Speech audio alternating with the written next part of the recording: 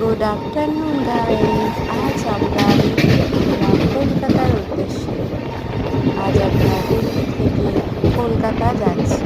দেখো চারিদিকে সবুজ আর সবুজ, কি মনোরম প্রকৃতি, মনটা যেন ভরে যায়। দেখো তোমরা, দেখো তোমাদের খুব ভালো লাগবে। দেখো চারিদিকে সবুজ আর সবুজ, ওই দেখো পাহাড়, দেখছো গাইস কত সুন্দর পাহাড়। চারিদিকে ছোট ছোট বাড়ি, পাহাড়, দেখো কি সুন্দর, খুব সুন্দর লাগছে।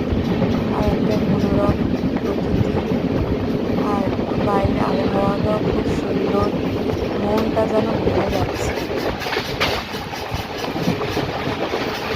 তোমরা অবশ্যই আমার পাশে থেকো গাইস, লাইক কমেন্ট ও সাবস্ক্রাইব করে দিও,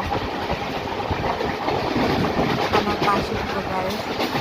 এই দেখো পাহাড়টাকে, পাহাড়টাকে সামনে থেকে দেখাচ্ছি, দেখো কত সুন্দর লাগছে।